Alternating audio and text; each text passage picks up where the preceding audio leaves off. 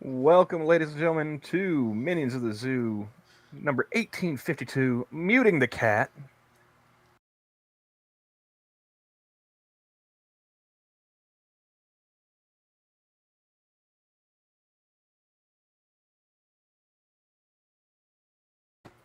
And I think he's just going to hang out in the green room. Part of me was expecting it to have been you that clicked him out because that would have been fucking hilarious. Yeah. Look at me. I'm the captain now. Mm-hmm.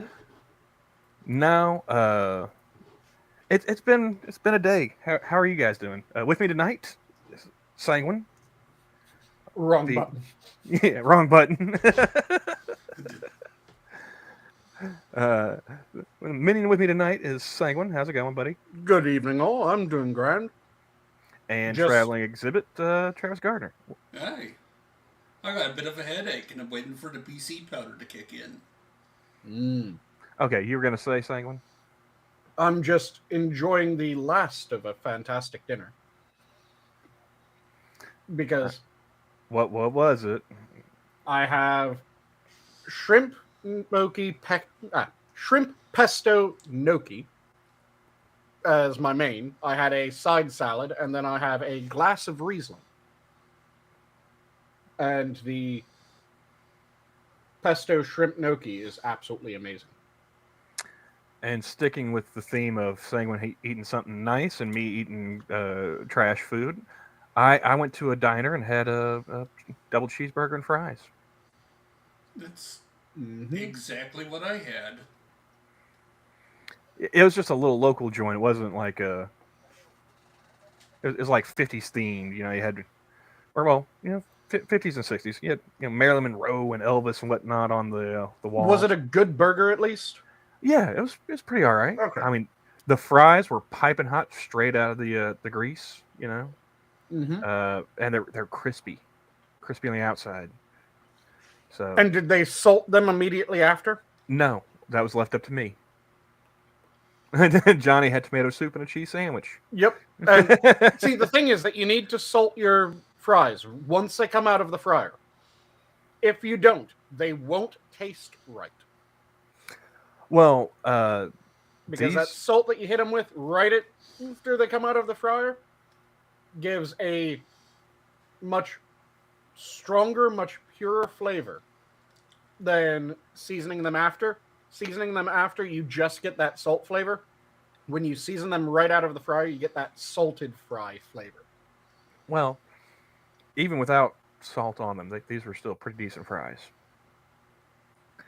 So that's the thing with fries. It's kind of like pizza. It's better the fresher you get it. Oh yeah.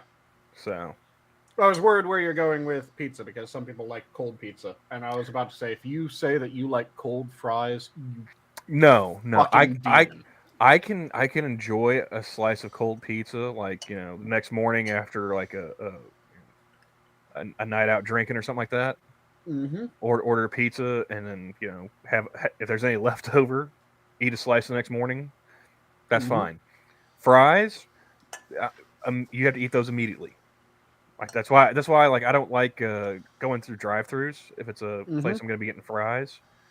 By the time I get home, they're lukewarm and they're on their way to being cold. Oh yeah, if you're getting drive-through, it's on a road trip and you're immediately eating the fries. Yeah, I can't just take them back home and it's like no. I was sitting here thinking it's like the fries actually make it to the house. Well, if I'm driving and I'm alone, yeah, they actually do because I drive like a grandmother, dude. I ain't risking nothing with the cops, It especially over a couple of fries.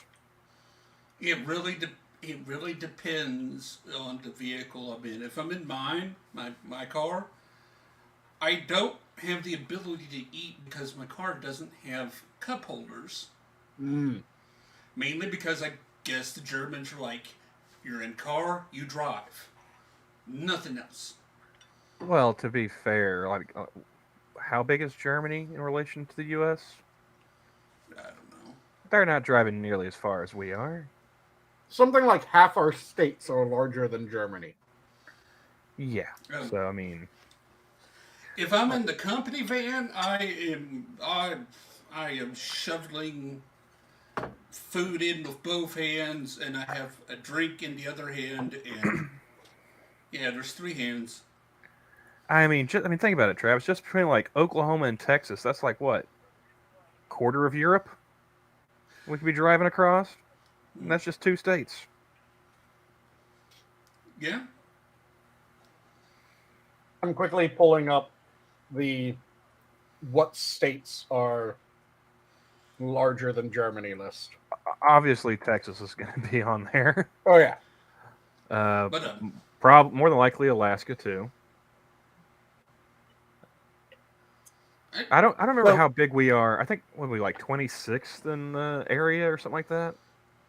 We're right around the middle of the country in size geographically. Let's see. What's the comparison of this states?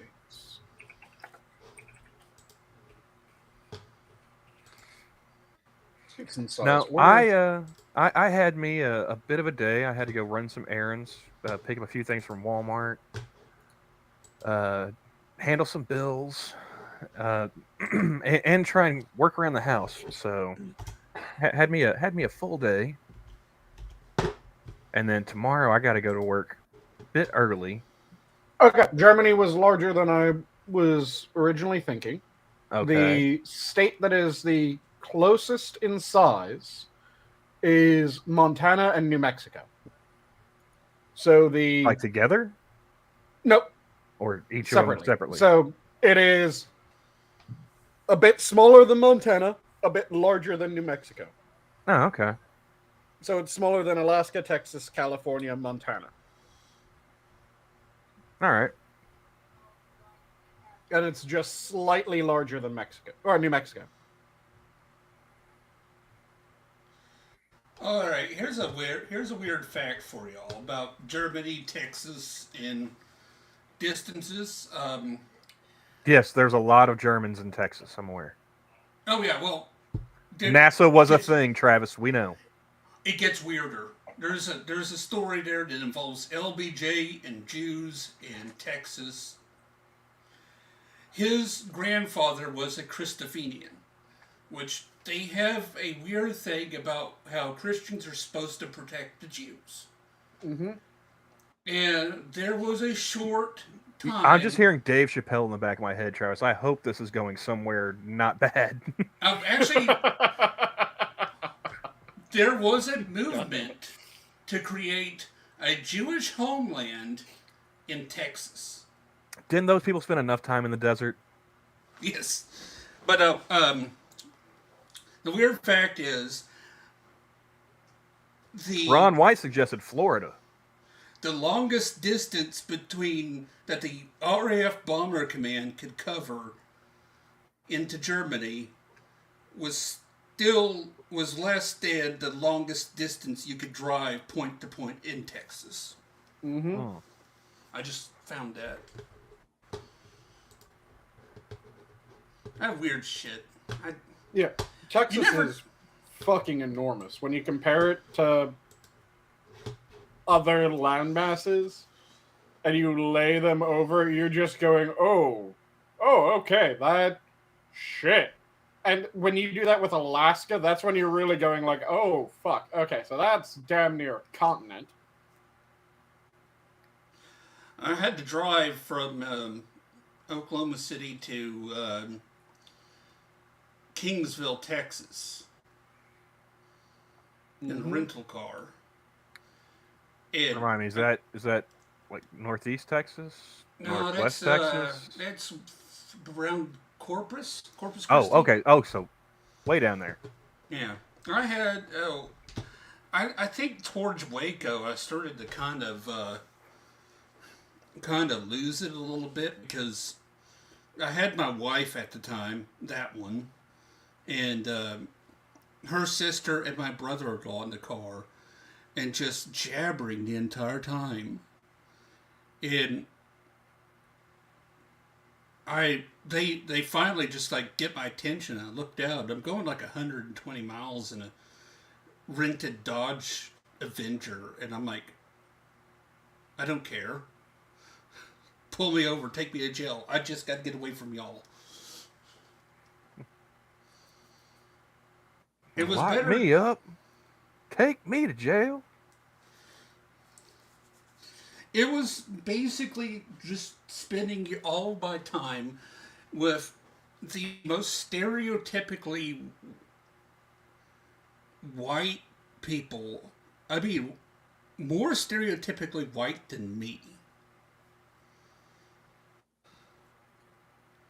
But are they whiter than me? Not yes, because you use Genetically seasoning. or culturally, Sanguine? I'd say genetically, then culturally. Culturally, I'm assuming yes. Yes, because genetically, you use seasoning in your food. Genetically, I am so white, I have to worry about moonburns. These were all gingers. So they're about comparable, because I also have partial dominance ginger with a big red ruddy beard. Gingers in Texas, Travis? Yes. Did they burst into flames upon contact with the sun? It was... And yes, I can, Johnny. There's a picture that I remember when I was growing up. You know that the black and white pictures that you would get for school yearbook? Mm-hmm. You know that very, very light off gray background that they could use for those pictures? No. Yeah. Okay, the backgrounds we usually had in my school pictures were kind of like a light blue. Yeah, you could get the light blue or you could get the gray where I was. And I heard Travis say that he's familiar with the ones that I'm talking about. So, you know how those come out almost white in the yearbook picture? Okay. Travis? Yes. Yeah. There's a picture of me sitting in front of one of those screens where it looks like I'm sitting in front of a screen of my own flesh in the yearbook picture, because there's no color change between Just the a side t-shirt, of my face. Just a t-shirt and some disembodied facial hair. Yes, it is disembodied facial features and clothing with hair on this just flesh. The interesting thing is, the reason why they use that gray is because when you do the averaging, the scene averaging exposure, that gray will probably get you exposed to everything just about right for printing. Nice. And so that meant that you were a little bit whiter than what they were expecting, and they overexposed you. Yeah, I just looked like I was the background. It looked like I was sitting in front of a wall of my own flesh. And your hair has just vanished again because Camel dropped out. So I can see straight through your head. Did we just lose Camel? Which is always the weirdest fucking thing, looking at the screen and seeing through your head. But that is about the same level of differentiation that gray background had when it comes to me. And Hate Camel's internet dropped, and he's resetting it now. Yes, Yeah. I do end up as the Invisible Man in front of that screen, just because I ended up completely washing it out. It was fucking hilarious. I'm that fucking pale that I could become just the wall of flesh in a yearbook. And I already commented on, yes, I could get lost in a snowstorm.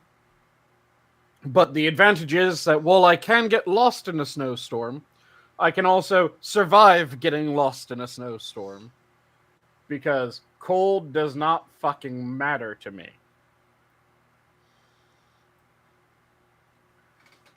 Considering... Okay. Oh, it just... the worst part about this time of year is just trying to... It's like, okay, either... Let's all, like, be cold or be warm, but I go in, I go out all day, and I'm fucking miserable half the time because I get acclimatized to being cold, and I have to go into somebody's house, and they keep it like 80 degrees. I don't get those people. Those people are Satan. Why would you ever want it that hot? I don't know. I guess they just can afford it. A part of it's an exaggeration of my point, but part of it is like, yeah, old people like to keep their house hot. Yeah, because they can't control their body temperature properly with just homeostasis. And don't worry, the Sanguine remake will be a black ginger. Yeah, if they ever were to cast me in Hollywood, I would be fucking Nubian at this rate.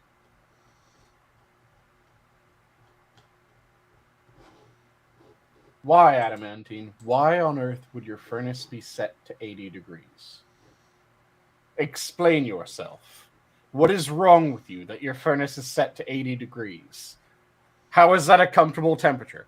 Comfortable temperature tops out at about 68 degrees. Mine's about 70. Mainly because the house kind of settles around there. Yeah, for me, like I said, my ideal temperature is topping out at like 68 degrees. And some people go, well, you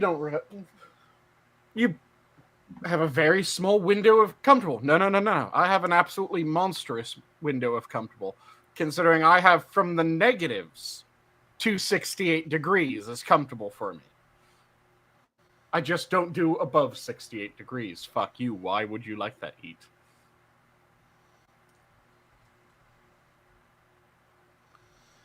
And if that's the comfortable level, I still stand by my... The fuck is wrong with you? Are you hellborn? What the hell? Why is it that hot? Are you from Niflheim? No. Not Niflheim. Muspelheim. No, Muspelheim's the one that's fire. Niflheim's the one that's ice. I'm more from Niflheim. But just goddamn, that is ridiculously hot to my reckoning. What is? 80 degrees. Depends on the wind and humidity. I stand by the optimal comfortable temperature range tops out at about 68. 80 degrees is hot inside. If you're inside a house, yeah, it's miserable. But if you're outside, 80's fine. I stand by. 68 is the highest optimal temperature. And then my preferred temperature, much lower than that. That's the highest, like I said. Preferred, probably down in the 30s and 40s would be my sweet spot. 30 is more often than 40s, but sometimes I can go up to the 40s and be just as comfortable. But that probably 20s to 40s is the optimal temperature for me. You can't do that here because you have a problem with Oklahoma has an almost continuous wind. Yep. I don't know what's going on with my internet, but I know the bill's been paid, so those fuckers better fix it quick. It's not one of these episodes unless one of us is having internet issues. Well, normally it's not me, so. But no, 20 to 40. That's ridiculous, Sanguine. I'm sorry. No, 20 give to me 40 is give nice me and comfortable. give me the 70s. You know, 70s is too high. I'll take the temperature. You guys can keep the disco and the bell bottoms. You know, 70s is too high. Like I said, about 68 degrees. Points finger at Sanguine. Nice. But when it comes down to it, 68 is a temperature that I can live with. it's been Beyond in the 60s these past why? few days down here. And ideally, for my optimal comfort, like I said, that 20 to 40 range. Now, I can go down and I can go up. I can go up to about 68, and I can go down into fairly severe negatives and be fine. But that 20 to 40, probably the most comfortable. The only issue with like the 70-degree weather here, though, Camel. It's like it's springtime. You're going outside, and it's like, oh, it's 70. It's nice. It's sunny. There's a touch of humidity. There's no wind. Oh, we're gonna die by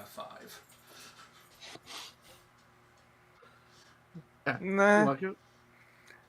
Now, see, like the great thing about where I am is there's only really maybe 2 months of cold, and then you've got between spring and fall. That's a good good 8 months of decent weather, and then like the 2 months in the middle of summer. That's just the devil's nutsack. Yep, that's hell. So, I mean, I gotta deal with 2 months of bitching about it being too hot and 2 months of it being too cold, and everything else is just nice. But see, the thing is that you can always fix being too cold, and it is the easiest goddamn fix. I don't want to wear 3 layers of clothing in my house, Sanguine. There's only so much that you can do about being too hot. Yeah, I can walk around my house naked. And if you're still too hot, you're fucked. No, I mean, hop in a tub, So you're just going to sit your entire day in a tub without anything to do in order to stay cool? Like I said, when it comes to being too cold, there's an easy fix. When it comes to being too hot, you're fucked. And I'm particularly fucked when it comes to being too hot because my body will go to extreme measures. Like, let's see how much blood loss this will take in order to cool down the body. And I'll just start pouring blood out my nose. I mean, it is effective. It would cool off the body eventually. Oh yeah, it is a very effective means of cooling off. It is not the healthiest means of cooling off by any stretch of the imagination, though. Just going for the exsanguination route. Well, my ancestors have been in the Southeast for a long, long time, okay? We're used to this kind of weather. It's not my fault you descend from snow people. I descend from snow people and gingers, effectively.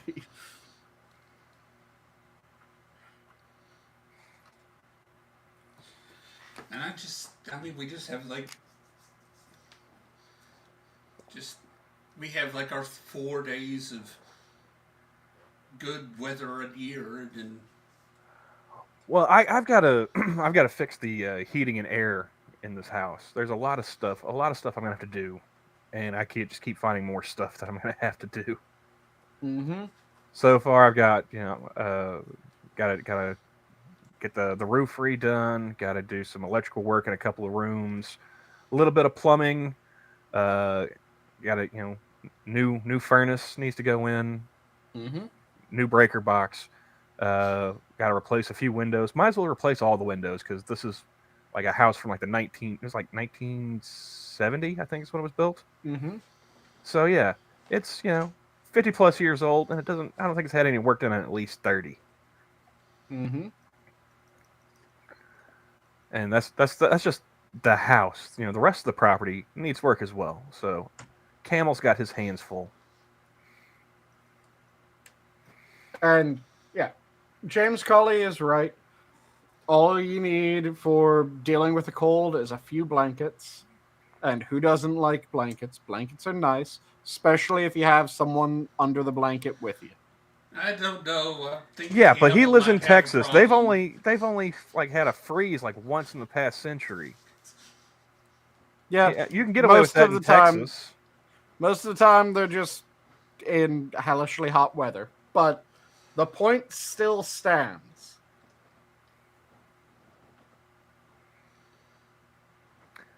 No, that's why I didn't give like the British any shit this summer about them complaining about it being hot.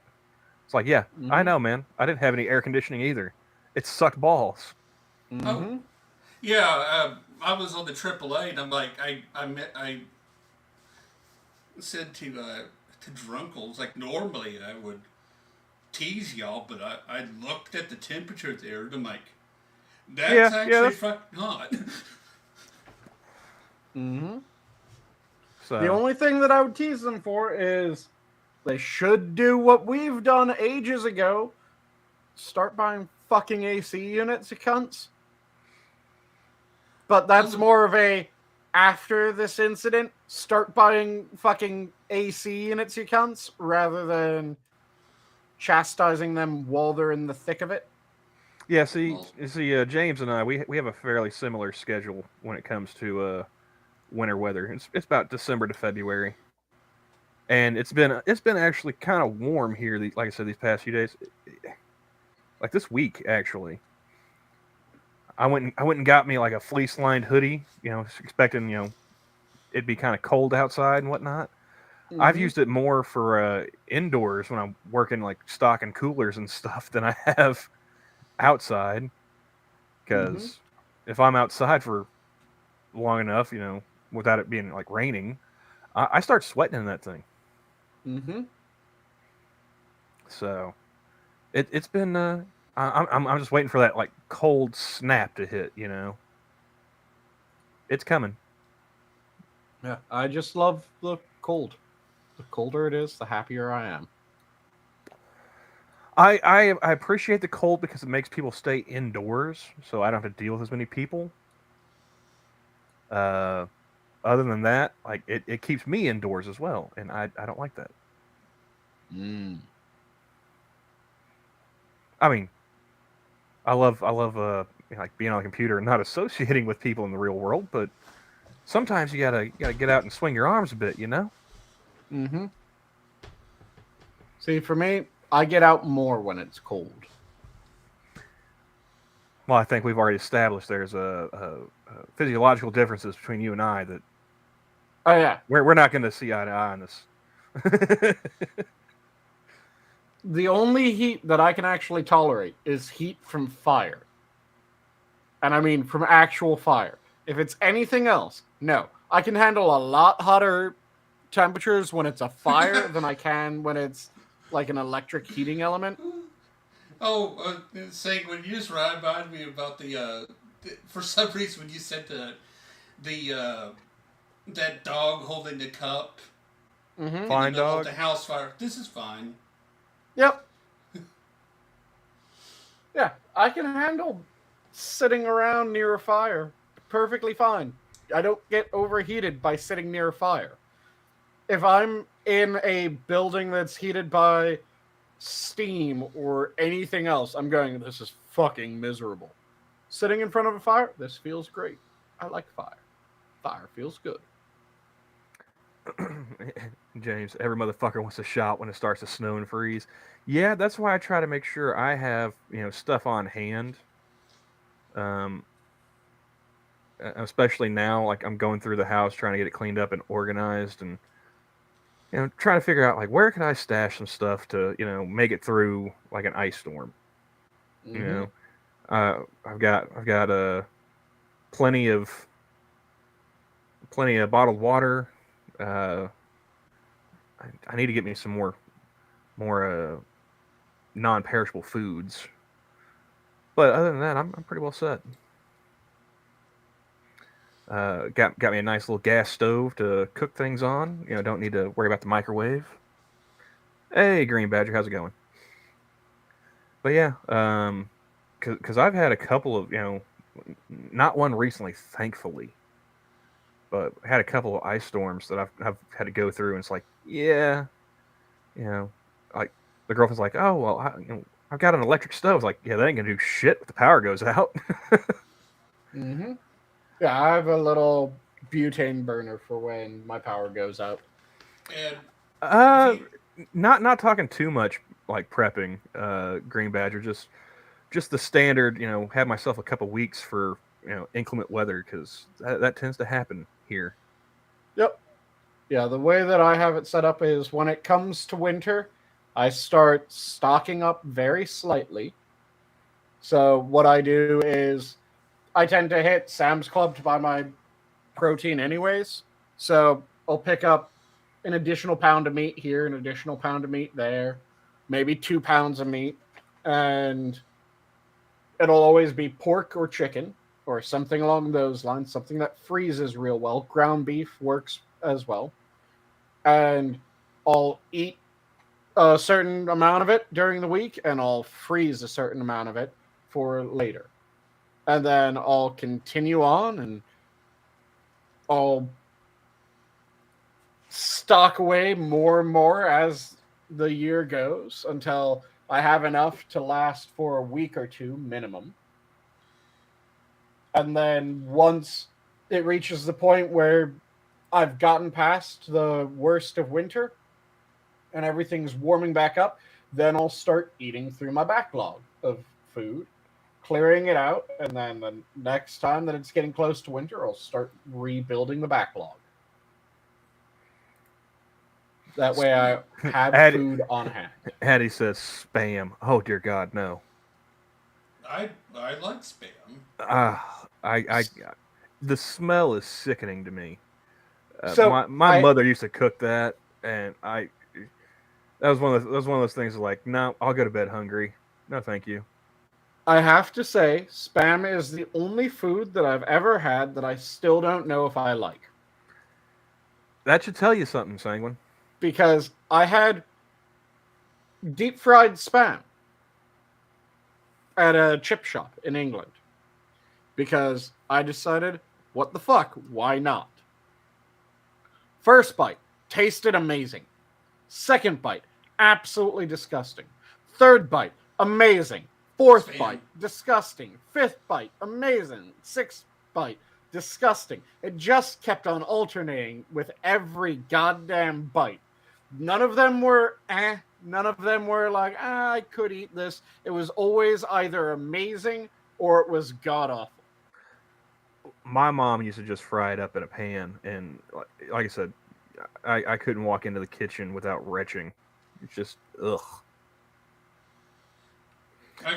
Go to the spam museum. There's a of course there's a museum. What am I thinking? The whole place is probably just disgusting. I used to be that the same way. That doesn't surprise me that there's a spam museum. One of the more interesting museums that I saw was the Museum of Death Row. Okay. That was an interesting one. It's in Texas. They have the Death Row Museum. Not or surprised. The Execution Museum. I'm not sure which way they phrase it. It's either Death Row or the Execution. I got to see there was the Museum of Death in New Orleans. And I paid the extra and got to sit through the autopsy. And yep. Interesting. Yeah. I got you all beat. I went to the Holocaust Museum in D.C. I could get into the Holocaust Museum as a junior high kid. Couldn't get into the Library of Congress. I thought that was a little weird. Mm-hmm. Apparently you have to be, or at least then, you had to be 18 to go into the Library of Congress. Oh. And I was like, that's a ripoff. And yeah, there's the prison museum as well. The prison Muslim in Huntsville. There's a prison museum in Huntsville. There's the Execution Museum in London as well. And apparently Addie's going to have spam for breakfast. Oh, well, I mean, Godspeed to you, sir. One of my you favorite. You can have my share. One of my all-time favorite museums, though, is the Spy Museum. Oh yeah. Yeah, there's a spy museum in DC. Okay. I did. When did that open? Because maybe it was after. Because I know as like a was I 13? As a 13-year-old boy, I would have loved to have gone to that. I want to say it was late 90s, early 2000s. Okay.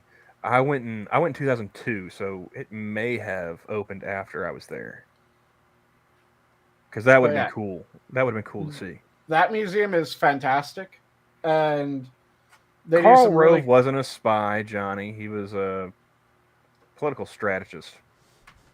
They do some really cool shit there. Like when you first go in, the first room that you enter as part of the museum is a cover story room. And there's several different activities throughout the museum where you'll be quizzed on your original cover story, which is a fun little note.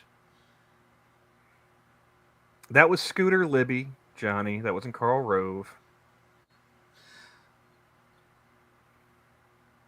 Oh, he's talking about Valerie Plame. On a Karl Rove worked for W. Scooter Libby was the yes, I'm sure. The silent partner for the show. On a similar note,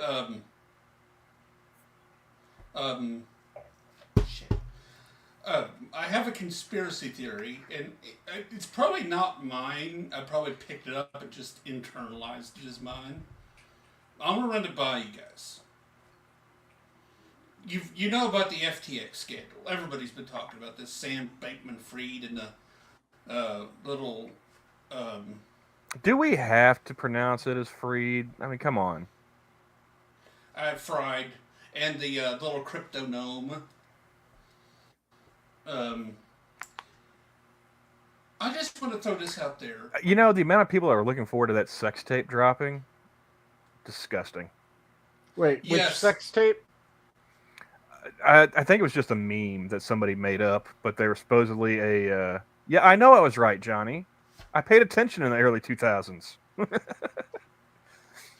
Also, I saw the movie with was it Naomi Watts and Sean Penn. So, yeah. Again, which sex tape? So there was it was going around social media that there was a sex tape from the FTX people. Like apparently they were into like whatever like Chinese hierarchy something. I don't remember how they said it, but they were fucking around with a bunch of people, supposedly. It's a fucking orgy. And the one attractive woman and the... No, there was no attractive women. There was no attractive women in this. I called it a crypto gnome for a reason. Okay. I thought that there was supposed to be a woman that was attractive. No, there's somebody that, I mean, vaguely female, but I wouldn't call her attractive. Okay. Okay. Yeah, I haven't seen the woman that's in question. I've just heard that there's supposed to be a woman that was attractive that people were... But yeah, fangirling after effectively. It was going around social media that they were supposedly somebody was going to release a sex tape of the FTX people because of all the shenanigans they were up to with stealing people's money, and like there were a bunch of people like looking forward to it. I'm like, okay, you people need Jesus.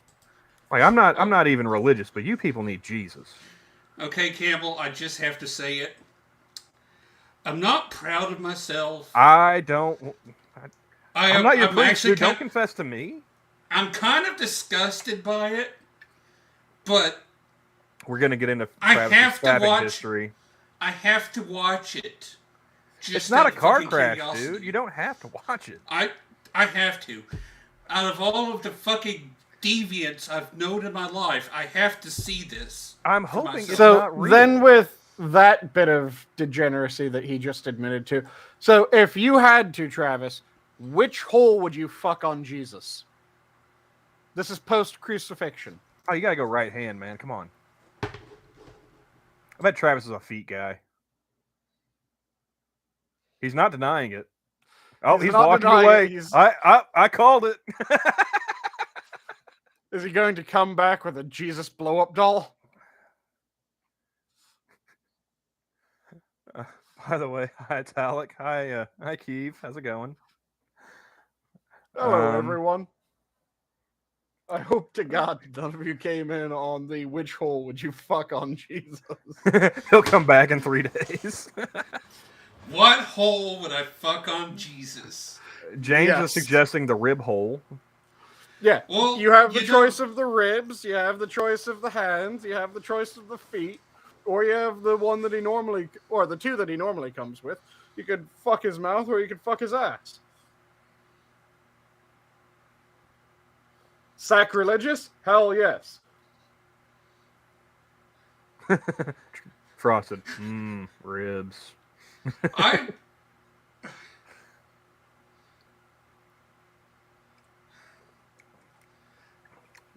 I'm telling you, man. Travis strikes me as a foot guy. I am not a foot guy. Everything above the feet.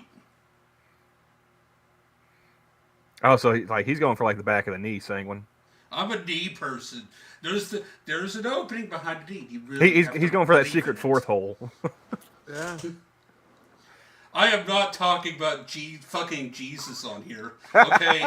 No, just the back of his knee. I have a fucking line, Sanguine. That is it. Don't you fucking lie to us. You were looking forward to an FTX sex tape, all right? Yes, I am, and I'm going to watch it, and I'm going to come on here, and I'm going to describe it in detail. Yeah, phrasing with that. You don't have to watch it while on air. I'm going to talk about it. You don't have to watch it while on air. You don't need to come on here just because you're watching. What the fuck is going on with my camera? No, my phrasing was intentional because I was restating his phrasing. Even Jesus would cast stones at you for this. Jesus is just like, oh, no forgiveness. Oh, well. Oh, go back moving away from the blasphemy. The conspiracy theory, that has to be a fucking government, a CIA front. Which conspiracy theory are you referring to when it comes to FTX? FTX. That has I know, to be but which one of the I've heard 3 different conspiracy theories. This is a government. It was a CIA front to launder money to get to Ukraine. Ah, okay, that conspiracy theory. But any of them, I mean, just any of them. This has to be a government front because there's no way that this guy could just walk and nothing really happened to any of them. Oh yeah, if he does successfully walk after all this shit, it immediately becomes, okay, who was speaking on his behalf, who was talking to who about this shit. Is there not an extradition treaty with the Bahamas? Why haven't they hauled his ass back from there yet? I don't believe there is. Okay, so I mean, dude makes off how many billions of dollars? I mean, generally I'm not in favor of extreme rendition, but I'm willing to make an exception. You want the haul his ass off the beach and frog march him back into the United States, straight to a courthouse. I mean, there's 2 things. Either A, this is a government front for some operation. That's why nobody's been touched. Or B, the one I've seen the most is that he donated money to the Democrats. FTX received money from Ukraine. So that's the cycle of money laundering conspiracy theories that I've seen. Mm-hmm. I also heard it was funneling taxpayer money that went to Ukraine back to the Democrats through FTX. I also heard the absolutely batshit one that has zero evidence. Which, have you guys heard that one? The FTX was actually a right-wing organization. No, I haven't. So, this comes from two main things. One is the Sam Bankman-Fried. Yeah, he said he donated to Republicans too, and I was like, all right, name them. Well, that wasn't what spawned it. The thing that spawned it is he said that he was masquerading as a woke Westerner. Travis is going through all his Instagram filters. Yes, he is.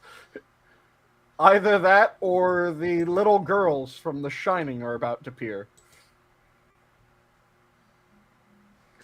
But no, I heard, I saw on Twitter like he was saying that he had donated to Republicans too, but he just didn't say anything because he would be, people wouldn't like him as much anymore. It was like, all right, well, name them, dude. What Republicans did you donate to? Because fuck those guys too. Again, the thing is that he made a claim that he was masquerading as a woke Westerner. I mean that's some serious method acting based off the look of him then, because wow. Yep. So due to him saying that, and then due to a bunch of literal internet trolls having a piss when it comes to reporters being gormless fucking idiots. There's that word again. Yep. It's a brilliant word. You should use it more as well. So, due to them being absolutely brain dead, a bunch of people started joking that the one woman that was tied into it was a darling of the right-wing extremist. And newspapers published that.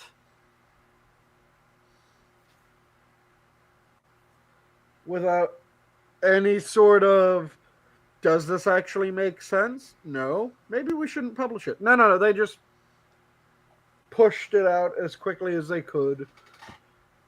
And everyone was going, what the fuck? But yeah, that's the shit that they've been doing. So there's now a conspiracy theory that FTX was actually a right-wing money laundering operation. Though the thing that really adds the cherry on top when it comes to that conspiracy theory is the people that are pushing that conspiracy theory are absolutely the people that, if they believed what they were saying, they would want it investigated and they'd want it torn apart bit by bit, but they're using it as a so it shouldn't be investigated sort of argument.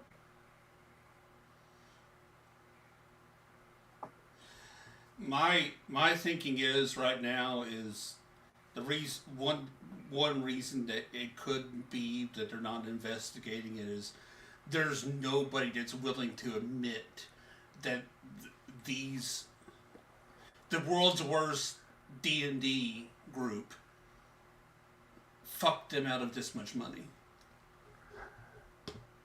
Yeah, Keeve. Johnny is in the background doing the technical stuff for the stream, but he caught himself a hairball, and he sounds rougher than I do, and I've been smoking half my life, so take that for what you will.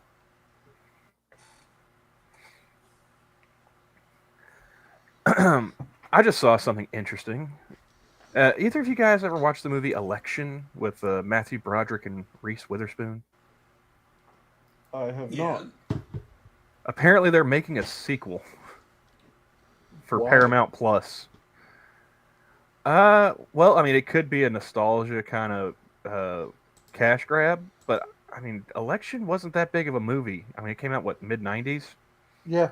So, from what I've read, apparently it's based off of a book, and there's a sequel to the book, or a sequel story. So they're doing that.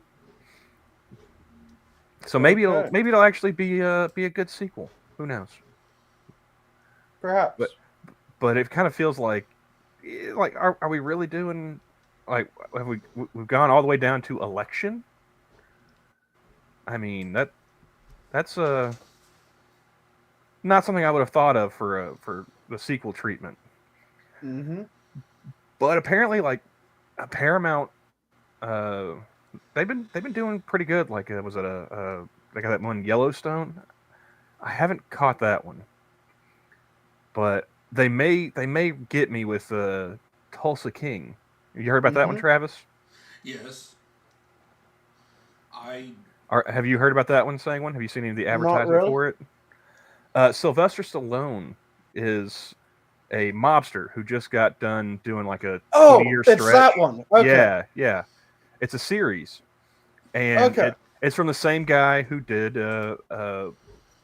Yellowstone, which I found out. I didn't realize this until I saw some promotional stuff for Tulsa King. He's an actor turned. I guess he's turned writer producer. Mm-hmm. But he was one of the actors on Sons of Anarchy. A guy named Taylor Sheridan. He played Deputy Chief Hale. Mm-hmm. So I've heard Polly gush about Yellowstone. So apparently he did some really good work with that. Mm-hmm. I'm looking forward to Tulsa King. I might have to binge on Yellowstone to get caught up, and then watch that.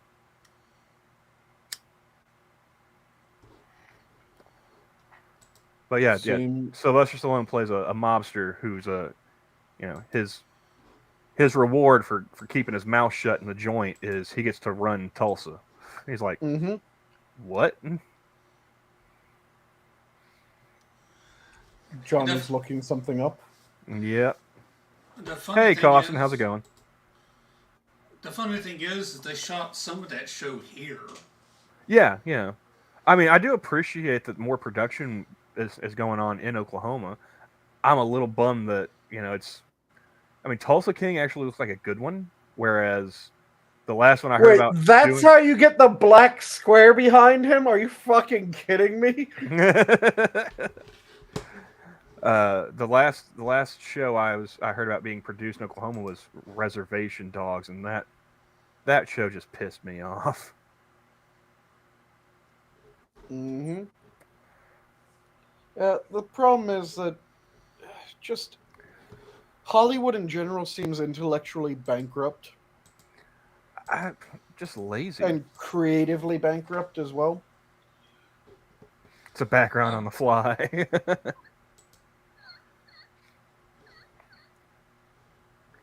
But, so I mean, we didn't really talk that much about the Twitter files, did we? Or was that pre-show? I think I mentioned it, but we didn't actually talk about it. I'm waiting for them to actually give us like some juicy stuff. Like what they've given us so far is like, yeah, kind of already knew that for years, but thanks for confirming it. See, that's the thing that is slightly annoying about it, but it's also really good about it. It is the confirmation of shit that we've known for fucking years. No one should be caught unaware by the fact that, turns out the various alphabet agencies have been contacting social media companies and telling them to do XYZ, which, by the way, everyone in charge of a social media company has said this was happening. They stated that this was happening. You shouldn't be surprised when everyone's saying, yeah, this is happening. That, turns out that was happening. You should be going, yeah, no shit. We've already been told that this is happening. But the thing is that there are a bunch of people that have been sticking their head in the sand for the longest fucking time. Yeah, I am happy that they chose the journalists they did to do it. I like Matt Taibbi. I was listening to his monk debate the other day with Sitch and Adam. Mm-hmm. Well, I say with. I was listening to them going over it. I think I'd probably be lost if I ever on that show. Like okay, I'm here. What's going on? Mm-hmm. Like, no, I haven't read any Jonathan Haidt. See, the thing is that with Stitch and Adam, they do a lot of... Huh? Sitch. Sorry. I didn't say Stitch. Yeah, Stitch and Adam. They do a lot of really good work on certain topics, and then they're miserable on others. Oh, yeah? What to your mind is miserable on their part? Because there's some that I've listened to. It's like, this isn't really my cup of tea, but whatever. Anything even obliquely related with Trump, Sitch just absolutely loses his fucking mind on. I guess I found that to be more entertaining between like him and Adam. The back and forth. Oh, it's amusing, but I was trying to listen back to their coverage of Destiny versus Fuentes, and then Sargon popped in there, and they argued with him for like an hour. That was miserable. That was hard listening. Mm-hmm. Because I'm not a fan of Ukraine. I'm not sitting here waving any flags or anything like that. I want zero involvement with the whole ordeal. And listening to Sargon, hand waving away everything that Sitch or Adam brought up, is like, fuck it, give them all the guns. Let's just see how far this goes. See, when it comes to Ukraine, I'm still where I've been the entire time. That there's shit that we could have done to avoid the situation. We chose not to. My whole philosophy on it's always been not my monkey, not my circus. To a certain extent, that's mine as well. But like I said, the problem is that there were options that we had on the table, and we chose to not go for them, which is the infuriating part, because we have the various NATO signatories that are still, right now, saying that the point of NATO is to resist Russia. Not only is that not the point of NATO, that was never the fucking point of NATO. Yeah, I remember hearing. Yeah, that was Fuentes' argument in that debate with Destiny. It's like, no, it was pretty sure it was. He of course, he said like the USSR. It's like to fight the communists. That was the purpose, to fight the communists. When the USSR broke up, they should have disbanded NATO. It's like, I mean, there's still communists out there. It's just not in Russia anymore. That's where I disagree with the argument that Fuentes and a bunch of other people have made of NATO was put in place to resist the USSR. No, NATO was put in place to resist communists. What should have happened is when it just so happened the biggest threat of communism was from Russia at the time. Was the USSR, not from Russia, from the USSR. And that is very important to stress the difference of. Because what should have happened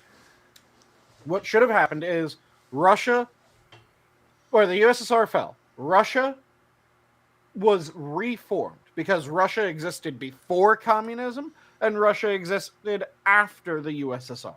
Russia did not really exist during the USSR. The USSR existed. After the USSR fell, and once it became obvious that the Russians weren't communists, what should have happened is NATO should have gone to Russia and said, you guys fucking hate the communists, right? Yes. You guys aren't communists, right? Yes. Would you like to join a group that is entirely designed to say fuck communists? Well, And wouldn't if- Russia have had the same like hang-ups at the time that like Ukraine was having before Russia invaded them? It's like, yeah, you're not communist anymore, but you're also not really a democracy either, are you? See, that's the thing. If they realized that And the Putin entire had point, opportunities; he could have joined NATO. He just No, didn't he want to was fill out the never offered. application. No, I don't think he asked. he was offered. He asked Clinton. Yeah, and Clinton said you could apply. Yeah, he said Russia could apply for NATO membership, and Putin said, "Yeah, I'm not doing that." Yeah, like either you let me in or you don't. It was you could apply, but it was very much you aren't getting in. Well, I mean, Clinton was also on his way out. This was like, I want to say, like 99 or 2000. Yeah, but the thing is that there was very much that you aren't getting in. You can apply. We aren't going to accept you. Don't call us, we'll call you. Yeah. And that shouldn't have been what it was. What it should have been is, you're no longer communist. You hate communists. Would you like to join the communist hating group? If so, welcome aboard. And that would have solved a fuck ton of issues that we've had since then, including Ukraine, because one of the main reasons why Russia is very loath to allow nations near it to become part of NATO is NATO has declared itself to have the purpose of being against Russia. Russia has an extremely exposed capital. When you look at it, its capital is not in the middle of Russia. Its capital is not in some ridiculously easily defended area. Its capital is within spitting distance of its fucking border. That sounds like poor planning on their part. That's on them. It's been the problem of Russia forever. I mean, what, they got like 11 time zones? They couldn't. I mean, they've moved the capital before. They couldn't do it again, really? It's been the problem forever, because the last time that Moscow was a decent capital was when it stretched to Kiev, which was during the Tsars.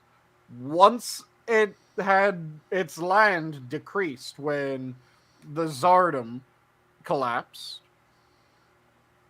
it was suddenly exposed, which caused the Winter War, which caused war after fucking war after fucking war, because they were going, our capital's exposed, we need to build a buffer. And it is a lot safer to build a buffer by capturing a place than it is by just trying to negotiate with someone. We should have, one of the biggest things I have with looking back at the post-Cold War 90s. Mm-hmm. That's most of the 90s, 91 after. But that we really, really dropped the ball when it came to... We should have invested a lot more in Russia. Yeah. We should have invested a lot more in Russia. And like I said, we should have gone, you're no longer communist, right? Yes. Do you hate the communists? Yes. Do you want to join the communist hating group? Yes. I got some breaking news. You guys are aware of Sam Brenton, right? Yeah. Sanguine, are you aware of this individual?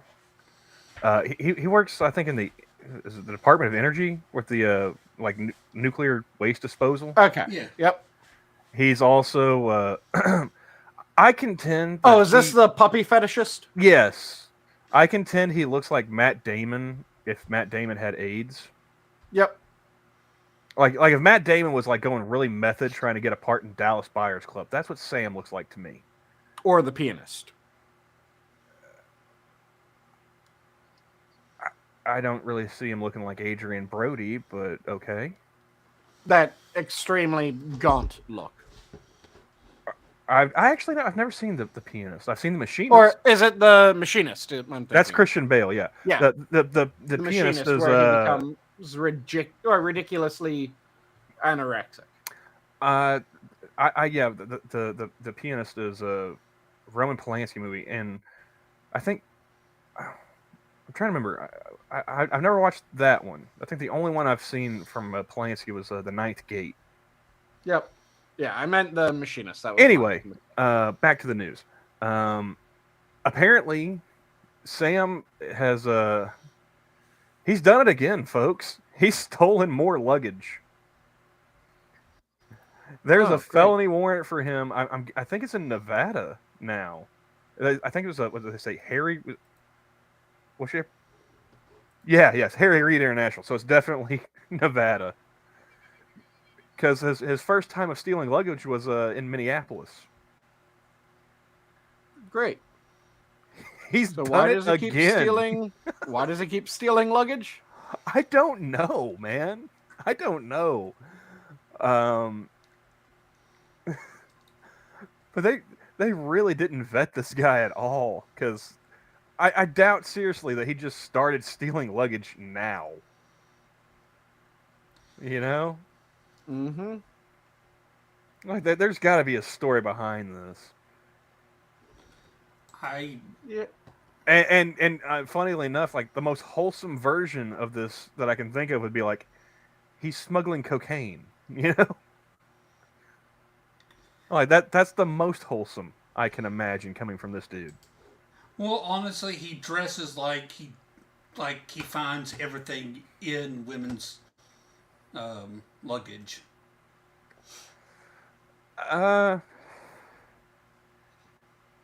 But yeah, like this is a guy like in charge of getting rid of nuclear waste. Mm-hmm. You know, he has like security clearances and whatnot. And he can't stop. He can't dress and has the fetish of Winona Ryder. Nice.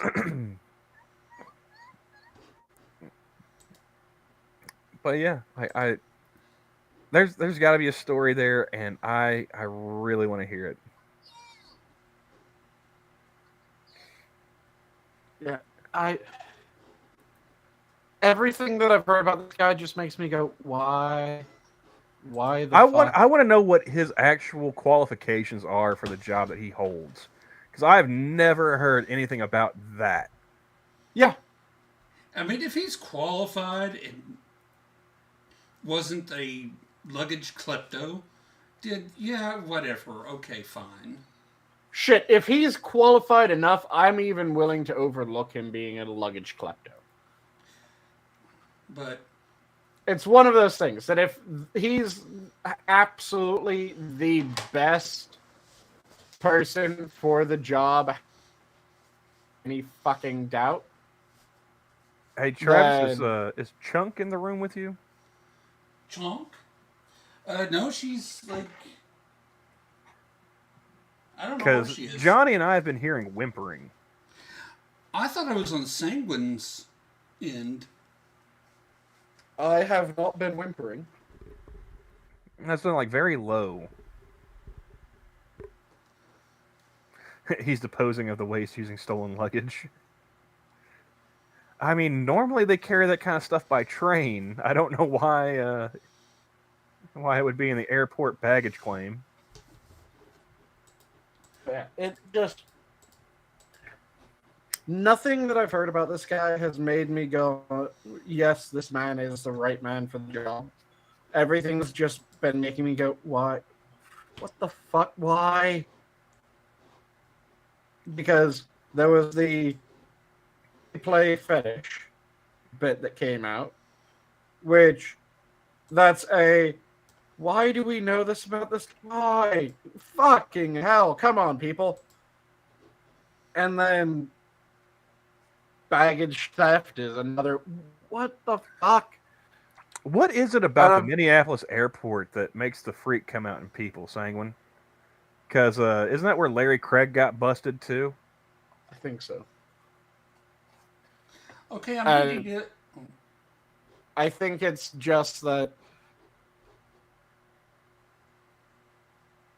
is when it comes to policy, the bluest of blue areas when it comes to mentality, I think is Minnesota. Because I what if we find out that Sam was like a normal, everyday all-American like kid, and then he flew into Minneapolis, and everything changed. You know, he had no puppy fetish before he went to Minnesota. Okay, I'm reading his early life and education. He has a Bachelor of Science from Kansas State. Oh, poor Kansas State having that as an alumnus. He has a BS in Nuclear Engineering and Vocal Music. But then he has a dual Master of Science in Nuclear Science and Nuclear Engineering from MIT. I just feel weird knowing that this guy shares an alma mater with my grandfather.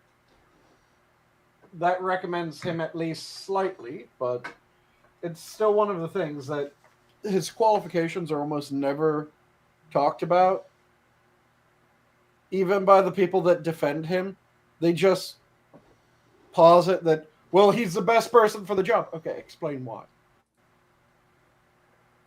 I don't know necessarily if he was the best person for the job, but he does sound qualified at the very least. Yeah, he is qualified. And but the other big story that came out on him today was that he was accused of lying about going through conversion therapy.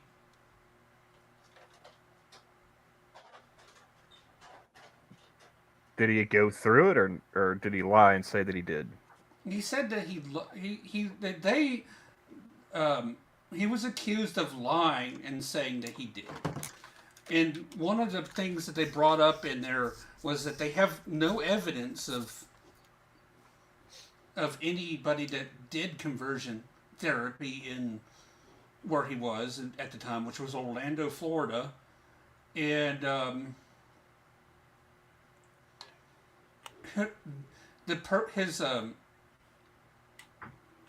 his mom said that yes, he did go to therapy, but not conversion therapy. And one of the other things, and this is kind of a tenuous thing, but it makes sense to me, is that he doesn't know the name of the person that did the therapy. Yeah, that's a bit strange. I mean, if it was as traumatic as you think it would be, that person's name would be like burned into your mind. Yeah, you don't hear the twins that were abused by Dr. Money. They weren't going, yeah, we can't remember his name. They each talked about their abuse at the hands of Dr. Money in their respective run-ups to death. The Green Badger says, remind me again how this guy isn't a security risk. I mean, almost everyone I've seen, put out front by the Biden administration has been some kind of security risk. Yep. You don't have to go digging too deep. So, but then again, like the last president before this administration everyone was scared he was going to start a nuclear war just by being on Twitter. So. And he didn't, and then they have a president who is routinely saying that we should consider nuclear weapons. And suddenly, no, we don't have to worry about nuclear war. I mean, yes, the president's saying that we should consider potentially using nuclear armaments, but we don't need to worry about nuclear war. Why would you ever worry about nuclear war? That's ridiculous. I have to say, man, these last 6 years have just been one giant cock tease for me. I've been sitting here, sunglasses and a smoke ready, just waiting for the flash, and nothing yet. I'm a little disappointed. But it just pisses me off because they were saying for the entire time that Trump was in office that, he's going to start World War III. He's going to start World War III. What did we see? We saw groundbreaking peace deals in the Middle East. We saw trade deals. We had a president who was the first president since how fucking long was it? I can't even remember how long it was supposed to be. But this is the first president who didn't start a conflict. I mean, there was Carter. So, like, what, 1980?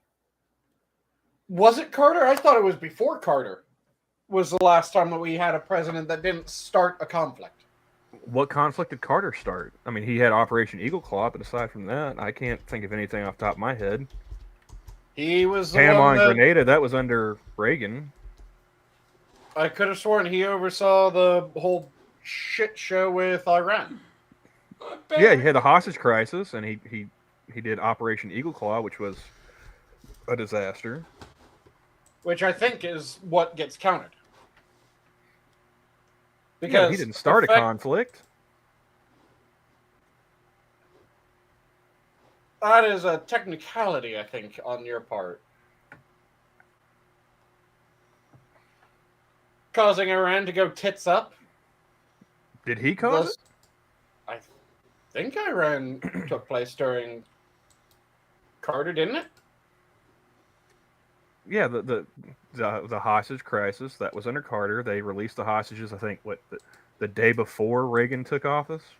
It was immediately after Reagan. No, immediately after he, yeah. Yeah, because Reagan, during his run-up, said, yeah, we will do whatever it takes in order to make it clear you don't take fucking Americans as hostage. And once it was clear that Reagan had won, they went, okay, we're done. I think it works now. Hold on. Okay. I think I'm back. We can hear you. Okay. Oh, Camel on Twitter. I may have to send it to Johnny. There is this PSA that was circulating on Twitter. It's from Ventura Ready, which is their emergency management, and it's on nuclear weapons safety. Mm-hmm. It's not about nuclear weapons safety. It's about, like how to survive a nuclear blast. Yeah. And their advice is pretty much go inside, stay inside, and tune in for reports from your government on what to do next. But yeah, that jingle, I had to okay, this does look legit because this looks too stupid for somebody to fake. It looks bad enough to be government work, yes. But I've played it to so many people, this is more disturbing than just knowing the truth about nuclear war. Well, it was cringy because a dude sitting there dancing around with the acoustic guitar. But I think the one that pissed me off more was the lady walking through the streets of New York. A nuclear blast has gone off. Don't bother asking why or how it happened. Mm-hmm. It's like, well, I don't know. I think I might kind of want that information, Am I going to have to risk fallout and firestorms and everything else just to be, faced with a wall of AK-47s pointed at me afterwards? I mean, did somebody done goof and press the wrong button by mistake? What's going on here? Actually, yeah. So yeah, that one, I found that one more infuriating. Very very blasé about the start of a nuclear conflict. Don't bother asking how. Just know that it did. All right. Well, who fucked up? Look, there's nobody we're blaming here. It was just everybody was equally wrong. We should have nuclear amnesty, guys. Yeah. Well, I just hope that whatever they shoot at Dallas or Tulsa or Oklahoma City is big enough to reach me, so that way I don't have to live through the aftermath. Oh yeah, I'm probably toast if they hit Tinker. So. And good, because you know what? For every description of what could happen in nuclear aftermath, I don't think I would be. So get inside and stay inside. Yeah, knowing my luck, like I'll be like just in that sweet spot where it's going to take days for my skin to melt off before I die. I want to go, in the flash. I just seen you like I just had this idea of you emerging from the cooler to seeing the ruins around you and just all of the cartons of cigarettes sitting around you. You're just like, there's time now. There's time. You think I'm gonna be Burgess Meredith? But then there's no lighter. Oh no, man! Like I'll go caveman if I have to light a smoke. I'll get a couple of flints together or something. Start rubbing two sticks. No, I'm getting a little concerned though, because that's a second nuclear PSA this year, and opposite coasts. It's like, what? What's going on here? What are you? Yeah, exactly. If you're close enough to see the explosion, run towards it, not away. I watched Jericho. I don't want to live through that. That show was actually not bad. Yeah, that second season though, when they knew they're getting canceled, they rushed it. I mean, just so hard. Was it second? Or did they do 2.5, something like that, something crazy. But yeah, it had a good cast. That first season was really strong.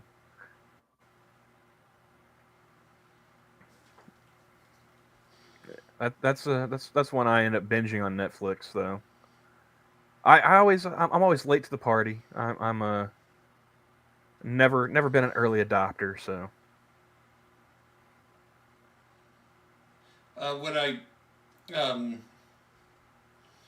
But no, I've always had it. It's one of those weird interests. Some people have these weird interests, like anywhere from serial killers and things like that. I'm like, mine is disasters. So I watch a lot of disaster things, and it doesn't.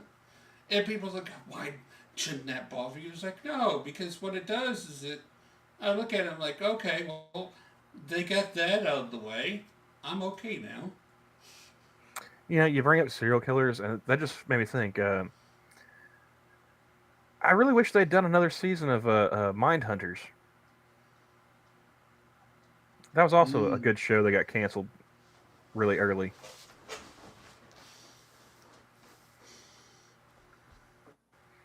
Are you aware of that one, Sanguine? Mindhunters? Yeah, I vaguely remember that one. Yeah, I didn't watch it all that much, but I saw. It's supposed to be like the startup of the behavioral analysis unit at the FBI. Mm-hmm. Yeah. That dude freaking out because the only person he had in his life that actually cared about him was a serial killer. I felt bad for the dude, but at the same time I was like, wow. Mm-hmm. It's like when the only person willing to give you a hug is Ed Kemper. You have made some bad choices in life.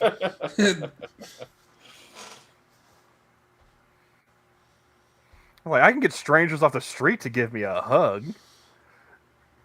How awkward do you have to be, sir? Mm-hmm. Oh,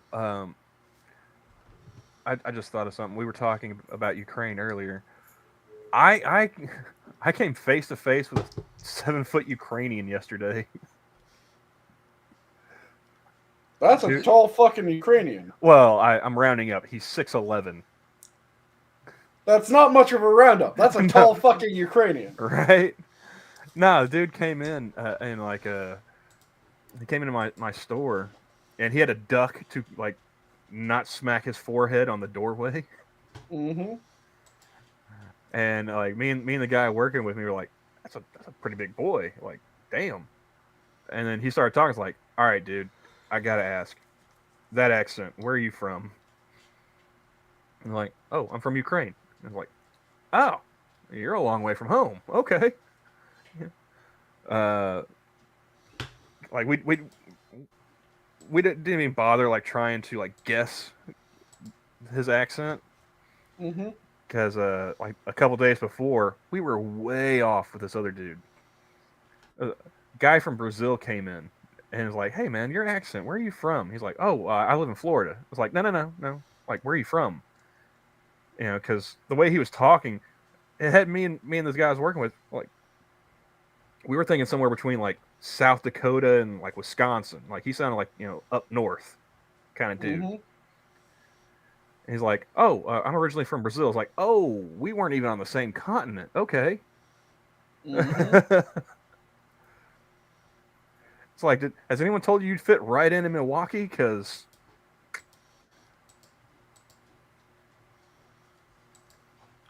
yeah, I like working. I kind of like working, in the convenience business. A lot of people from a whole bunch of different places popping in.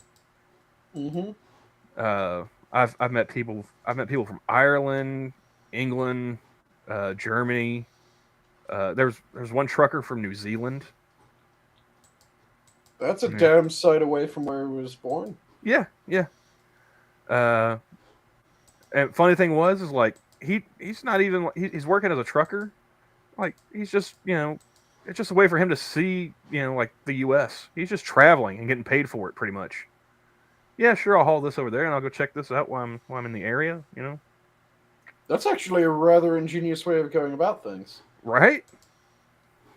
Go to a new country, get paid to go to places that you've never been, explore while you're there. Meet the locals, try the local fare.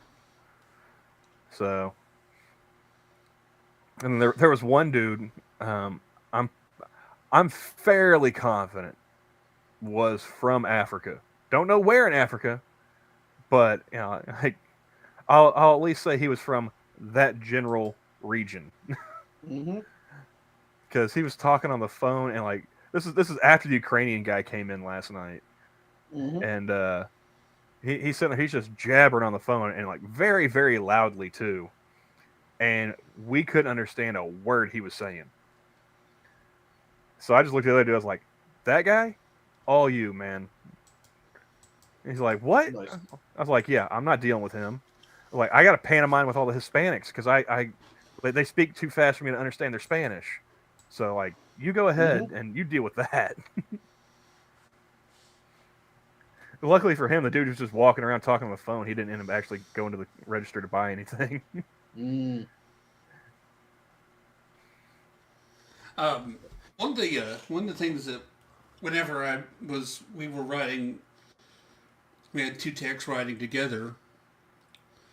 One of the things that we would do is we would go, when we went into a person's house, we would try to figure out and guess what they did for a living. And we got pretty good at it. Nice. It's like you walk into a person's house, they got a lot of books, but they're not stacked right. They're all kind of piled together. It's got pictures of airplanes on the wall. Okay, this guy's an engineer.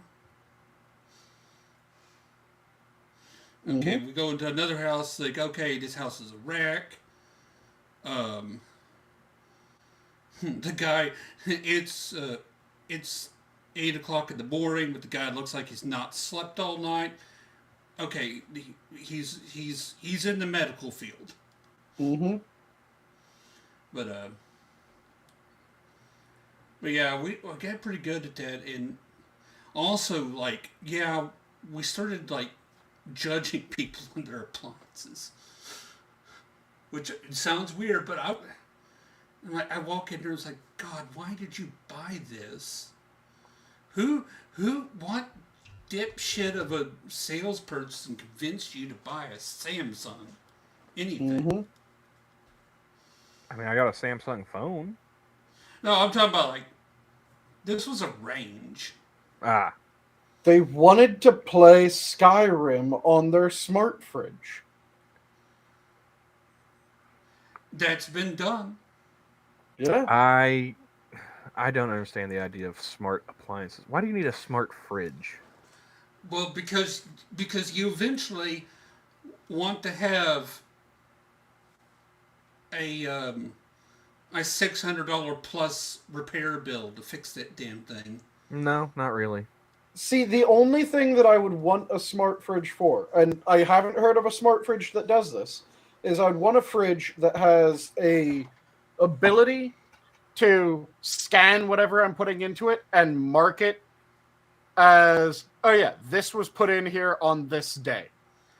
LG had that for like a year and then dropped it. I don't want my fridge knowing anything. I just want it to keep a nice cold temperature. See, I'd want that ability just so that then I would be able to put something in there, and then when I'm going through my fridge, seeing what I can get rid of, if I'm looking at something and I'm going, I don't even remember when the fuck this came in, I would be able to go, okay, refrigerator, pink, okay, I put it in a month ago. Might I suggest a pen, a piece of paper, and a couple of magnets?